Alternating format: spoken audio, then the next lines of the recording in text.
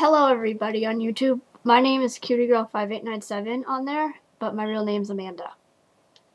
I'm starting a vlog on YouTube. I might upload videos daily or weekly maybe. This will be my first one. And this is kind of an introductory video about myself. I was diagnosed with Asperger syndrome back into when I was 16, which is a few years ago. And my life has changed dramatically from that point on, but I've changed for a lot. I've changed a lot. What I'm trying to say is I used my disability as an excuse for everything, not to do things in life, and that's not the way to go. It took me a long time to realize that. Actually, I'm now realizing that in my 20s. Since I'm 20 years old, I'm almost 21. Birthday's next month. Yay. Anyway, my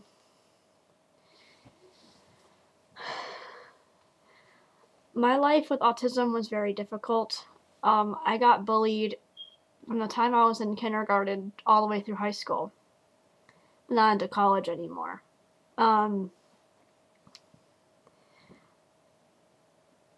Also, I had depression with autism in my teen years, which wasn't good for me. And that was very difficult. But I've learned how to deal with my little limitations I have in a more positive way. When I was younger, I couldn't order off a restaurant's menu. I had to have my grandpa do it for me because I was very shy, didn't want to talk. But that has changed over the years. I've gotten more social. I can talk to people now in a setting, so that's good. I don't have any help in school because I don't think I need it. I mean, I get A's and B's, B's and C's in college, depending on the subject. I'm awful in science and math, but I'm good at every subject. I'm really good in psychology. I'm really good at stuff, courses that are kind of concrete, like history or math and stuff.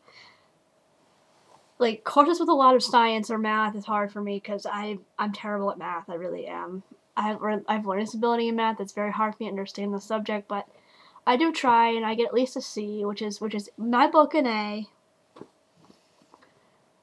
I do sell things on both Amazon and eBay. I do pretty well with that. But this vlog is mostly going to talk about, I don't know, it could be a help for some Aspies, as they're called, for other stuff down the road.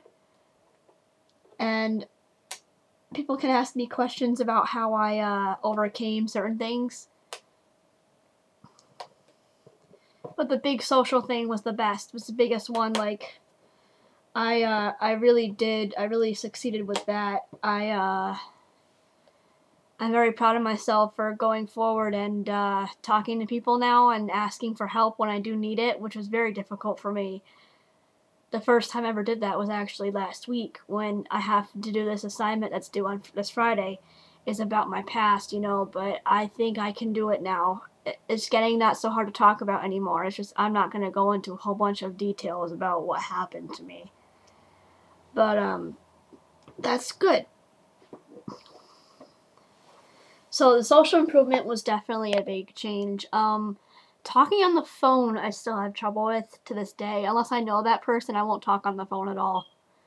But hopefully I'll get over that. I mean, I had to do it because I lost my debit card once, and it was fine for me. It wasn't as nerve-wracking as it was. But probably the biggest change, though, is in my counseling class, I have to counsel someone and ask questions and stuff, and I did it on my brother, to make it easier. And I gotta say, though, the first few sessions were very difficult for me because I'm not used to doing that. But as I progressed, I got a lot better at it. So I'm glad about that. But yeah, I am a psychology major in college. And my goal is to work with kids or adolescents who have Asperger syndrome.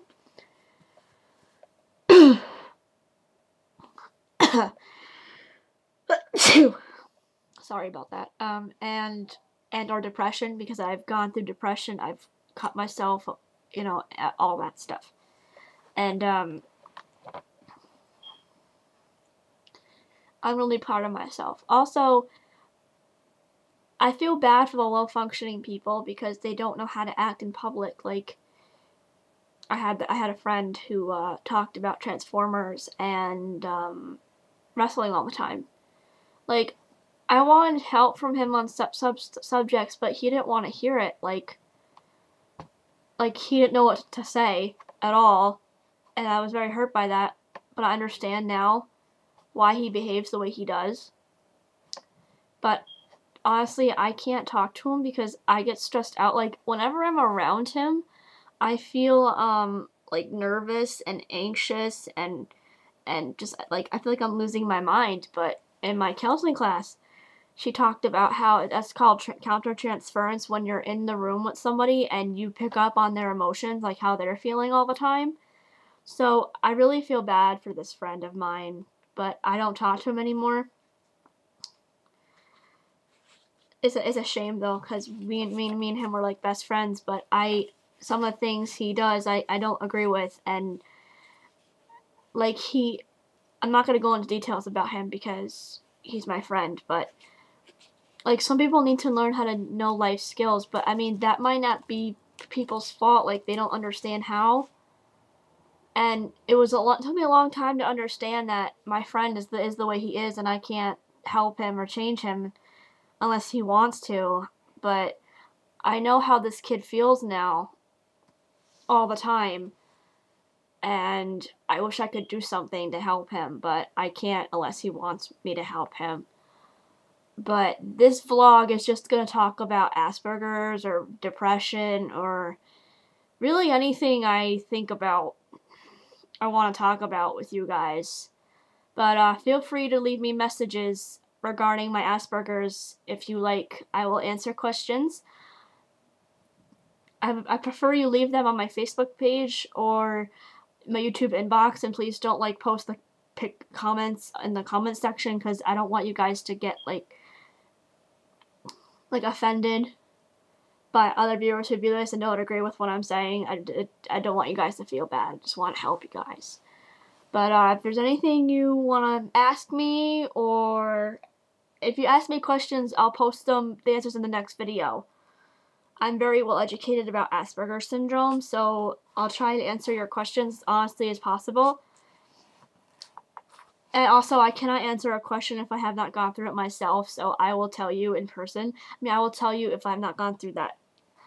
So, feel free to leave me a message, and we can talk about it. So, I hope you guys like my vlog. So, peace out.